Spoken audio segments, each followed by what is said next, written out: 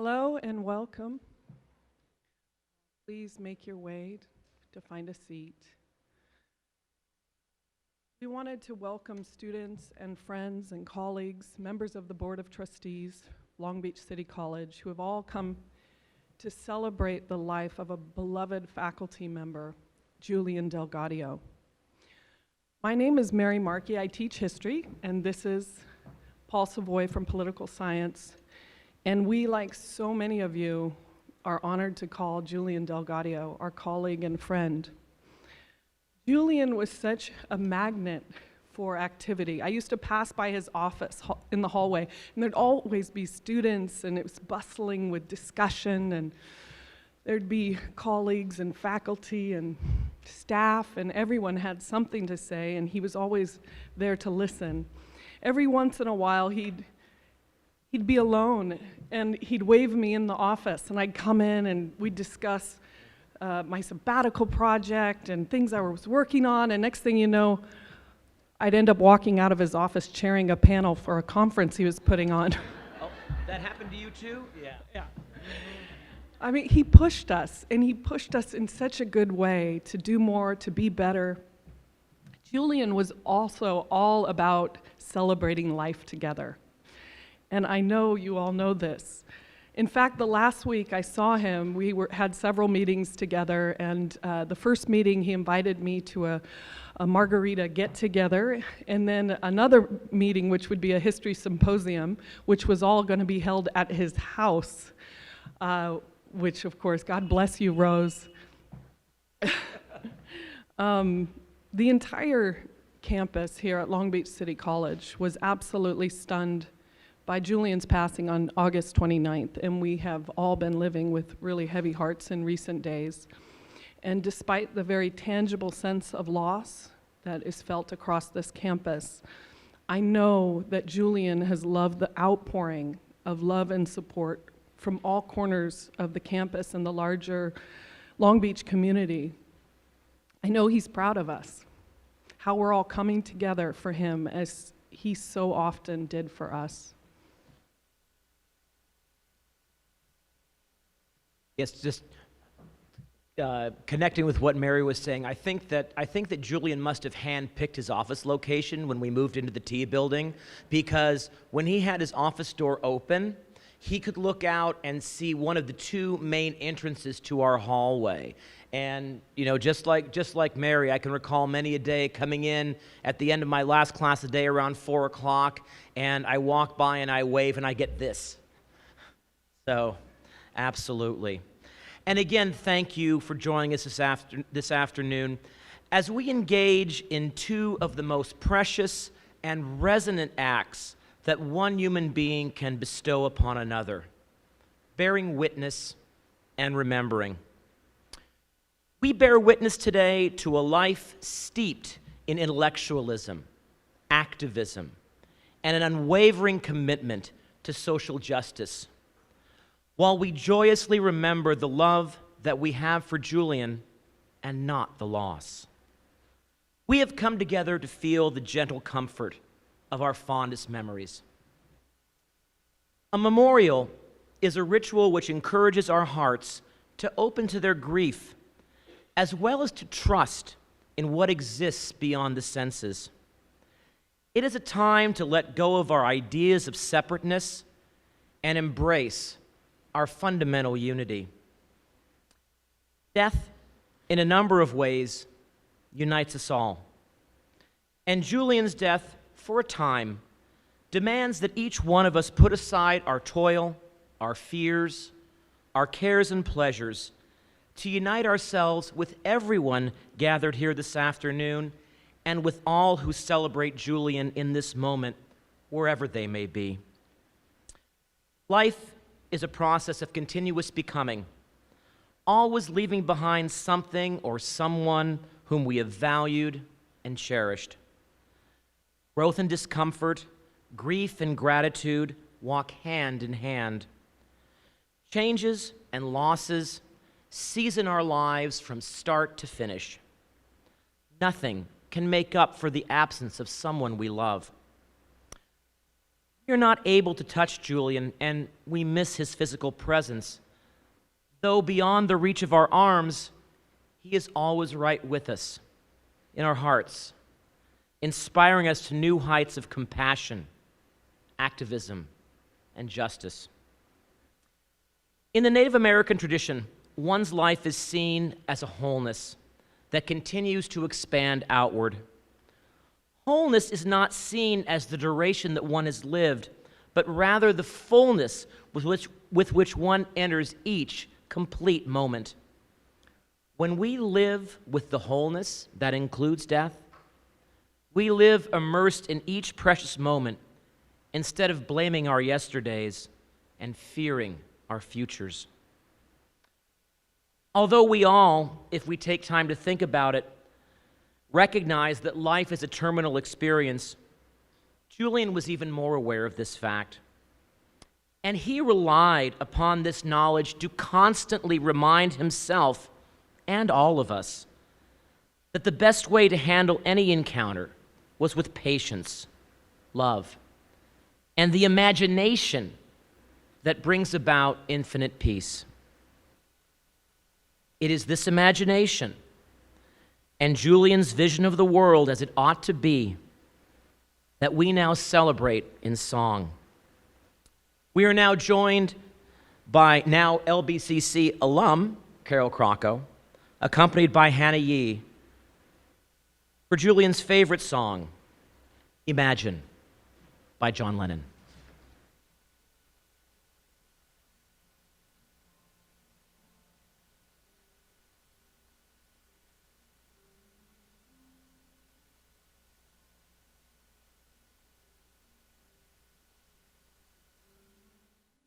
Imagine there's no heaven. It's easy if you try. No hell below us. Above us only sky. Imagine all the people living for today.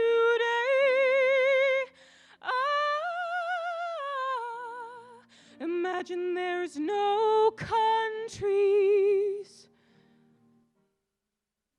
It isn't hard to do. Nothing to kill or die for,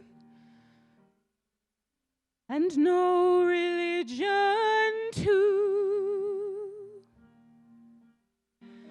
Imagine all the people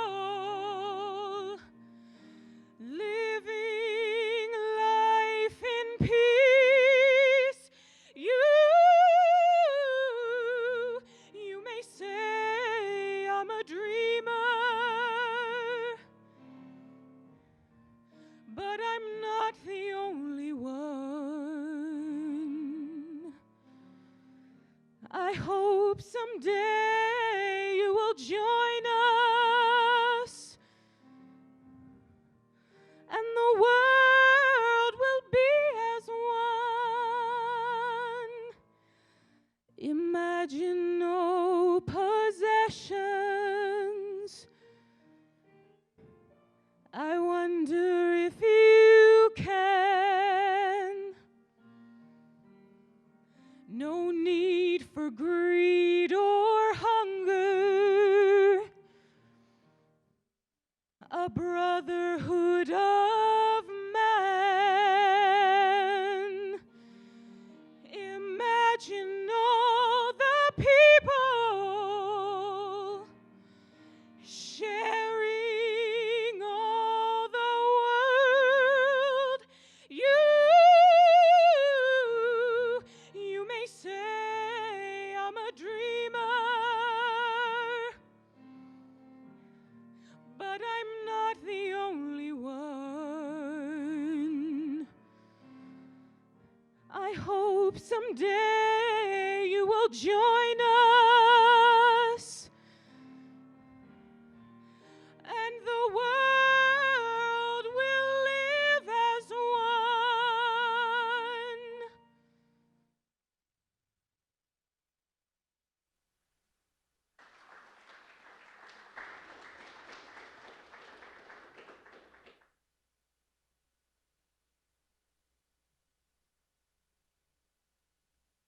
Beautiful. I'd like to now introduce Craig Hendricks, retired history professor, close friend of Julian's, who worked together with him for over 20 years.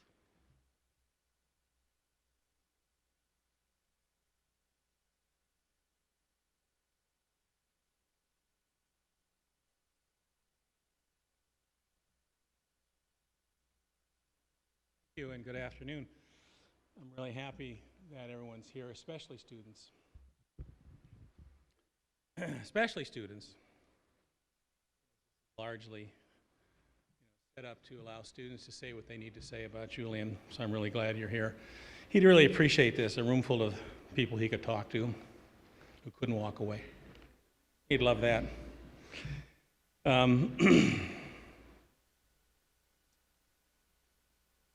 Julian came to Long Beach City College in 1991 after a short career writing for the United States Air Force books about the consequences of nuclear war. That probably stoked his interest in peace, I would guess. I once asked him, I'd like to read one of those books about nuclear war. I said, no. If I let you read it, I'd have to kill you. And classified material still after all these decades. Julian always thought he was very fortunate to come to Long Beach City College and to have a full career.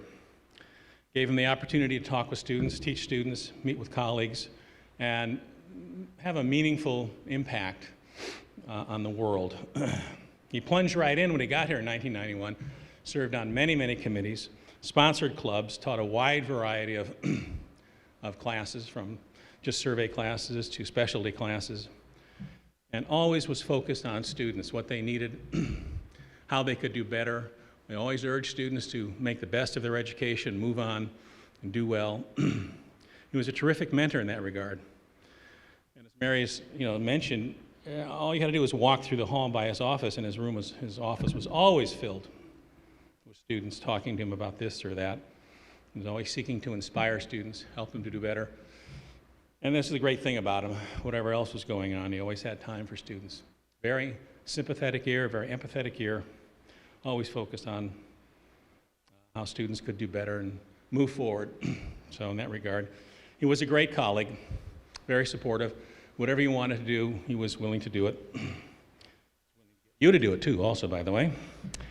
Mary wasn't kidding when he always said, full of suggestions about things that you could do to make the college better. But this was always part of his generous spirit. You always knew he was in the building. He had this great booming laugh and a terrific sense of humor. And many, many interests, ideas just sparked off him. Any conversation with him always involved 10,000 different things that drew his interest. He was a serious scholar, involved in serious research. He and I were working on a project about the history of Long Beach, and we have several hundred pages of manuscript, and it'll get finished and be a wonderful legacy to him when we get it published. Although he left me with all the editing to do. Hated edit. Boy, you'll do anything to get out of editing this book, won't you? A wonderful man. Great interests, man for all seasons, loved his family, loved life, loved living, loved being with students, and so he'll be really greatly missed. You just can't replace people like that, but we'll always be warmed by his memory. You know, it's a terrible thing when people we love and admire are taken from us prematurely, suddenly. It leaves us all feeling with a terrible sense of loss. But that's the thing about life. There's always tasks to be taken on and jobs to be finished, and I'm sure he'd want us to do that. When I was thinking about all this, I was looking at a number of books and articles and trying to get a fix on it, and I came across a wonderful statement by a French philosopher who kind of summed up my feelings towards this event, this terrible event. And writing about something else, he said, you know, we are not human beings having a spiritual experience. We are spiritual beings having a human experience. Our bodies are temporary, our souls live forever, we never die. We transform to a heightened state of consciousness. We are eternal, and we are always loved and never alone. That sums up Julian's life in a really meaningful way. It's a short life, tragically cut short, but he accomplished so much in the years allotted to him.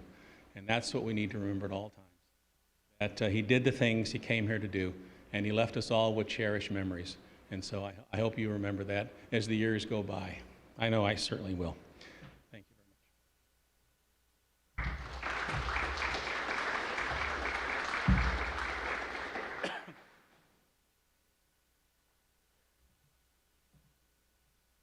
Now we'd like to invite Doug Otto, president of the Long Beach City College Board of Trustees and longtime activist in Long Beach, who has held many leadership positions in the community.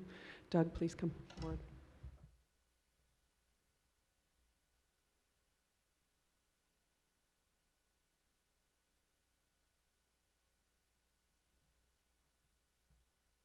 Thank you, and Rose.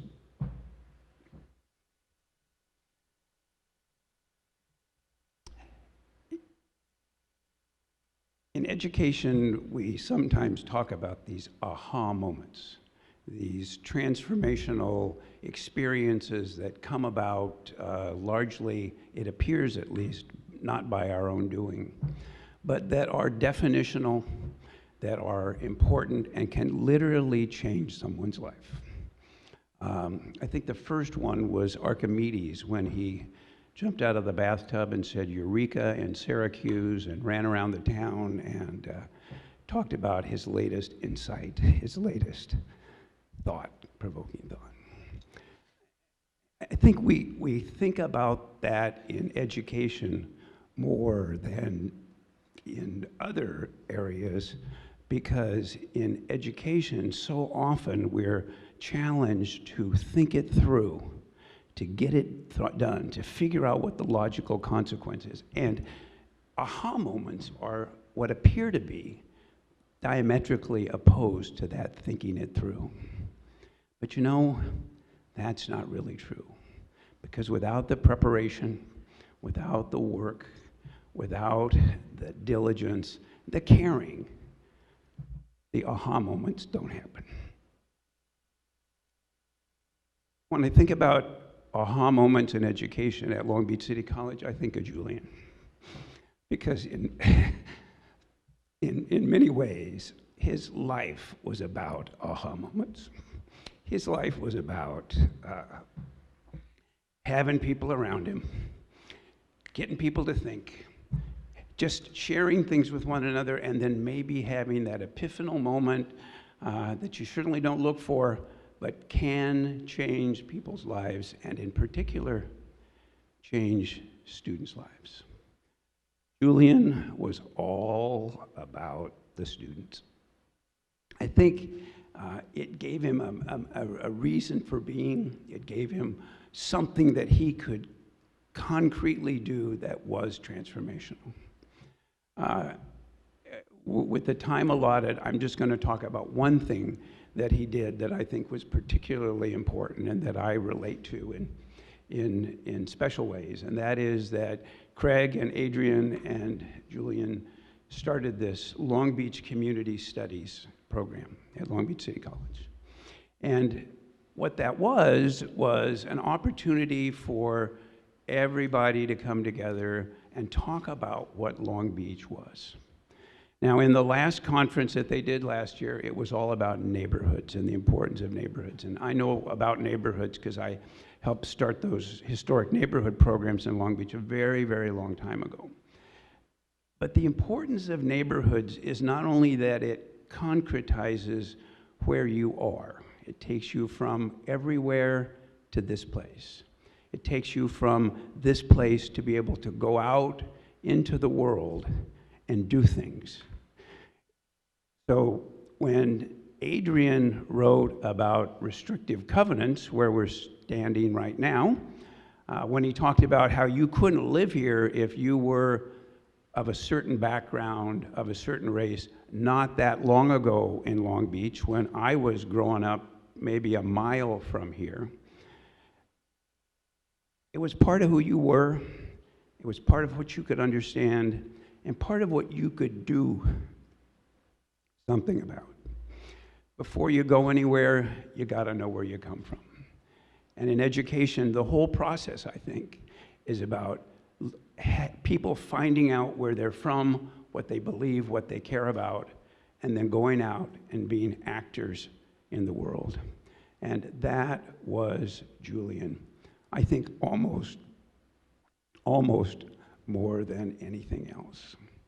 And so when I think of Julian at Long Beach City College, I think of this family that we are.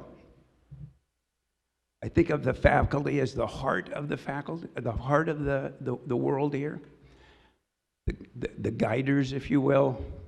And Julian certainly did that. And all of us, I think, have had those experiences with him where there's an insight that comes, there's a fact that we didn't know about, that there's a relationship that has now happened that didn't happen before, that may make a difference somehow, and will certainly make a difference to the people in that relationship. So when I think of aha moments at Long Beach City College, I just think of Julian. He was the personification of aha moments. It's what we're about, it's what we do, it's what we live for, and I am so grateful personally to have known him.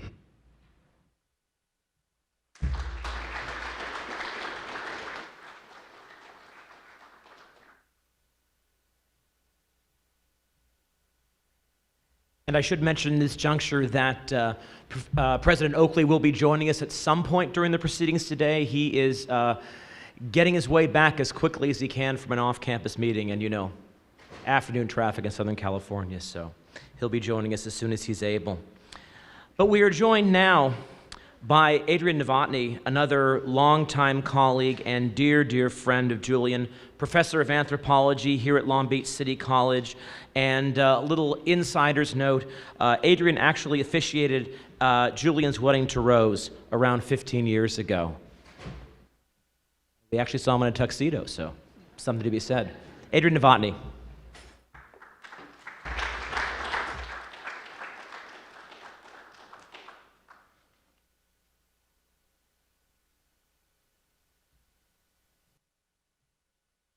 Good afternoon, everyone.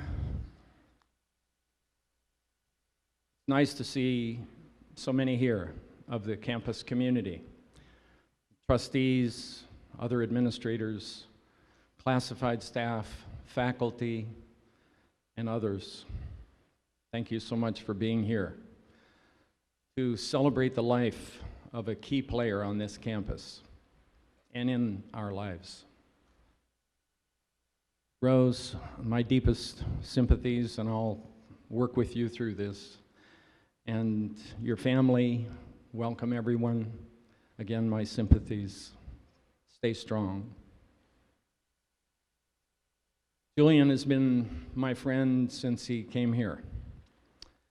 We hit it off because we overlap in a lot of areas. You know, you heard Doug talk about the Community Studies Project. We share that we want to give our students an opportunity to experience the fields of history and anthropology, not just hear about it. We also shared a perspective in terms of the way the world should be or could be, and that helped us through all the years that we shared. Additionally, I have to confess I know too much about Julian.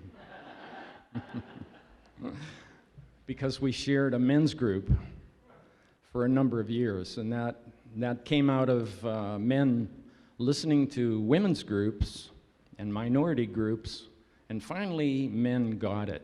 You know, like, we need some of that too, to get together and talk about the challenges we face.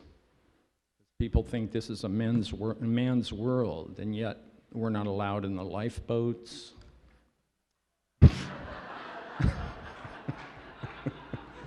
Who made that up? We live 10 years less than the women next to us. I don't care for that very much. We die much more frequently of illnesses and so on that are specific to men. So we got together and talked about our lives and how we could better live them. We also spent a lot of time, since it's a men's group, talking about women. And what are we going to do with half of humanity? Not surprising, after 12, 15 years of meeting, we got no closer to figuring you women out. It's just the way it is. I want to thank some of the people who helped to set this memorial occasion up. You know, certainly Mary, you're just wonderful. Mary is drawn like a moth to a flame. When people need something, there she is. We so missed her last year while she was on sabbatical. So I'm going to tell her, don't do that again, okay? Stay here. C.C. Sadler, David Lehman, Janet Hun, Janae Hun, Jerome and Fred, and the staff recording this wonderful memorial to Julian. So we're here to celebrate his life, and I just love the pictures. Is that really Julian there? I saw that picture in a post office in Pacoima.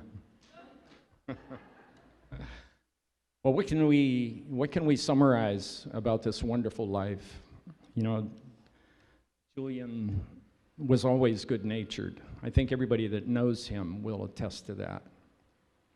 I was suspicious of him. Like, when does he get mad? And what does that look like? Because I don't think I ever saw him mad. I only saw him say things that were angry, like the Viking said in the memorial article. I don't know if you saw that. And thanks, Pat and staff, for doing a nice article for Julian. But I was quoted as saying, the only time I heard Julian angry is when he talked about President Bush 1 or President Bush 2. I think he got over it, but he was on, as you heard from several of the other talkers, many of the committees on this campus. He did some things that were monumentally important and time-consuming. I don't know how he found time to teach. Twice he served at the head of the accreditation committee that came here. That's a 24/7 job, and he did so well both times. I served under him for one of those, and I just couldn't believe that he was on top of so much at one moment. Good researcher. He really knew how to do research. He furthered the field of history significantly, especially with local history. I team taught with Julian several times, and also with Craig, and who else? David, and several other people. And what I got out of that experience, because the people that I team taught with were all historians, is they all assured me and made me swear that I would never talk about history again. Because they heard what I had to say about history, and not being a trained historian, they called it pop history and told me not to do that.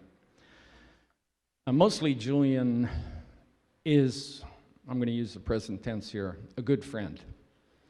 He's a good friend and always will be.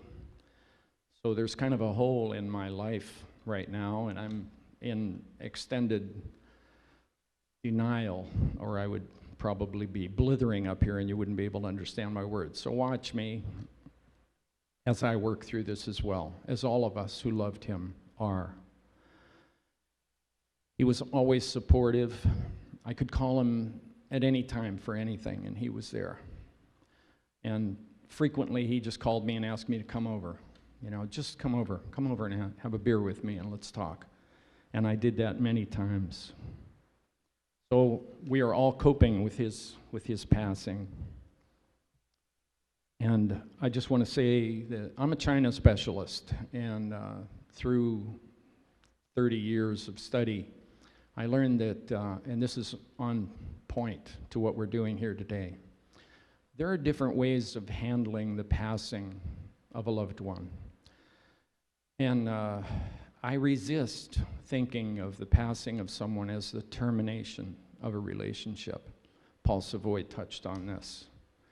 In Asia, the passing of a loved one is looked at as a transformation of a relationship and not a termination.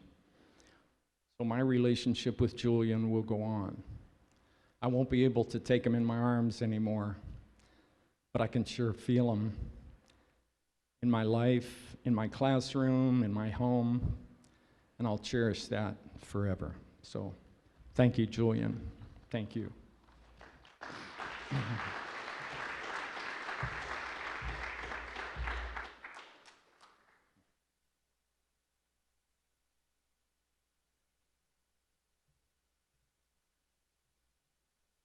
Next, we're joined by another dear friend and colleague, Janae Hund, professor of sociology, the newly elected president of the Community College Association, a longtime activist for student equity and minority rights, who's team taught with Julian on a number of occasions.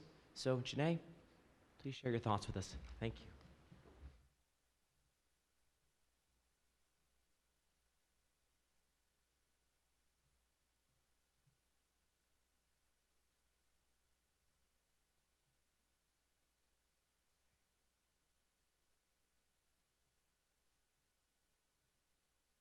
Try to be as eloquent as everyone so far.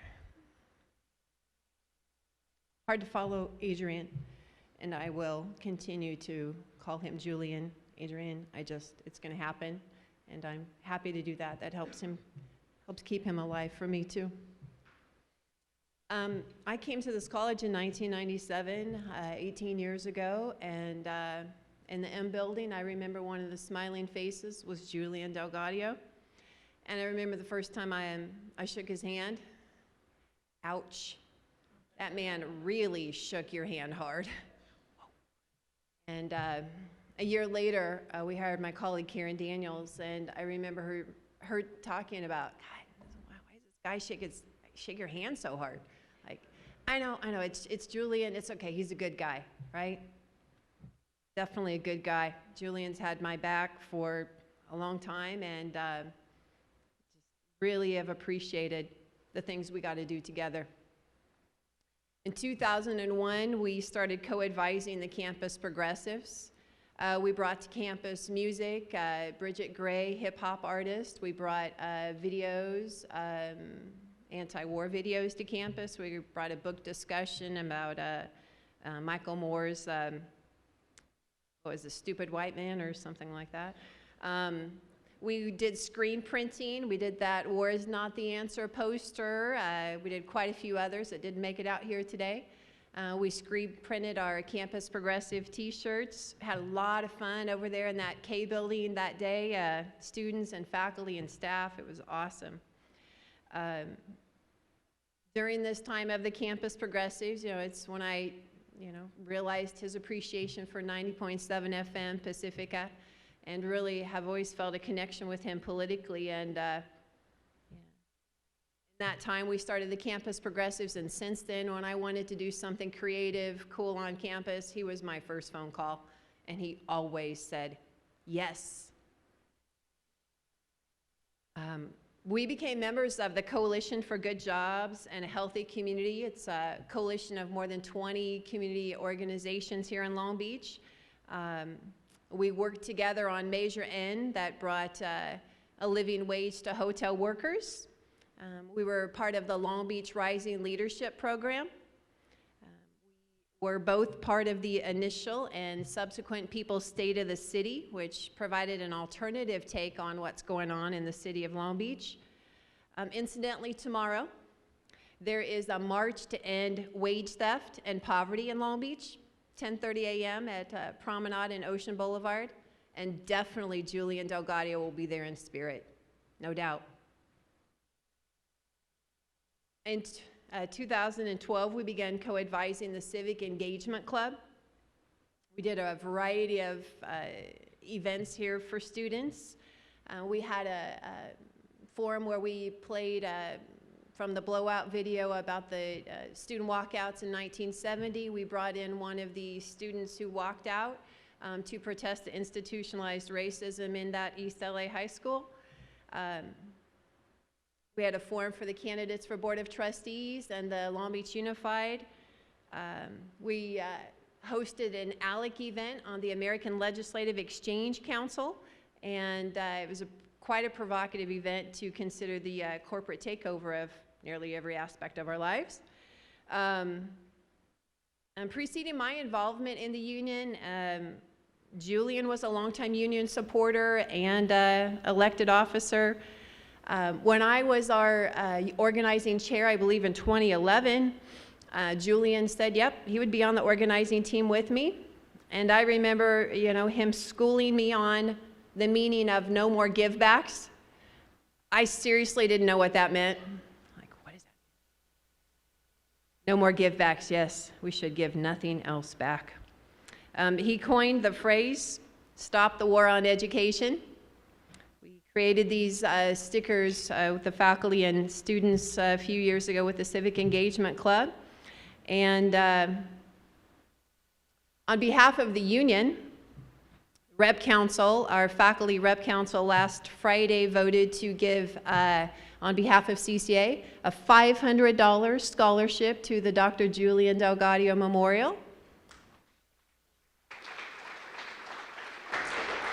If I can ask our foundation president or director, Jenny Baxter, and board of trustees, she can accept the donation, contribution. They also voted to provide food back there, so part of the food is from our CCA. Julian was always an advocate of mine and an ally, and he always encouraged me. He never stifled my involvement. He always just said, keep going, keep doing what you're doing. He had that effect on a lot of us to help us reach our full potential here.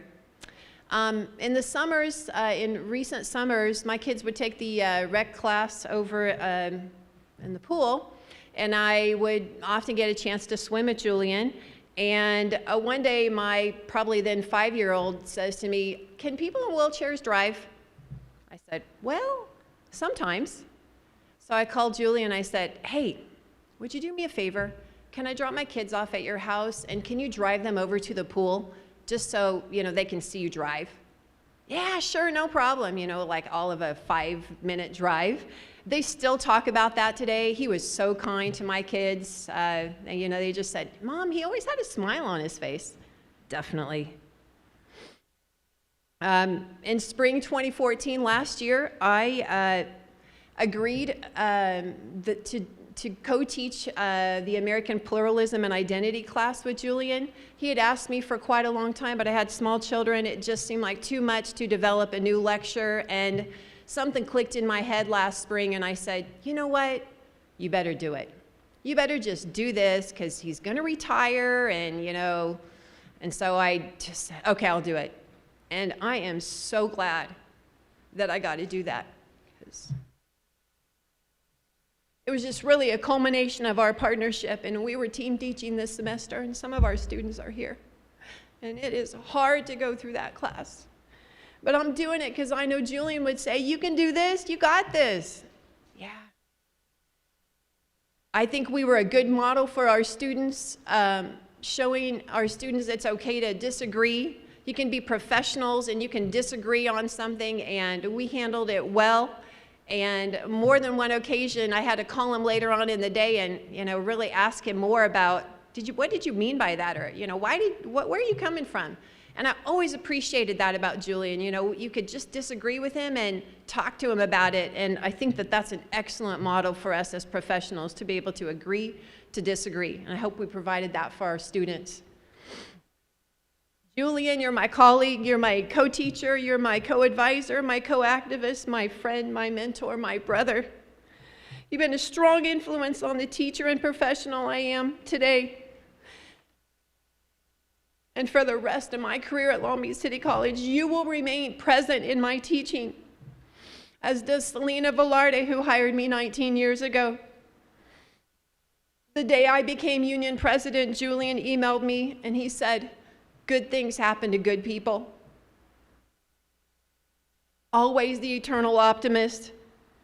We had a great celebration in June after my election to be CCA president, and I'm so happy we had that experience to have good friends, good food, and good wine. I now have a great void in my life, like a lot of us do, but I will carry so much of Julian with me. I know that many of the good things I've taken on at Long Beach City College have been in partial tribute to the influence that Julian DelGaudio has had on me and will continue to have on me. I'm going to leave you with this quote from Arthur Ashe, the esteemed tennis star and social activist. True heroism is remarkably sober, very undramatic. It is not the urge to surpass all others at whatever cost, but the urge to serve others at whatever cost. Julian DelGaudio served his students, his colleagues, and this community so very well. And I want to say something to I just thank you, Julian, and I love you. I regret that I never had a chance to really, really thank you for everything and let you know how I felt about you. So, thank you.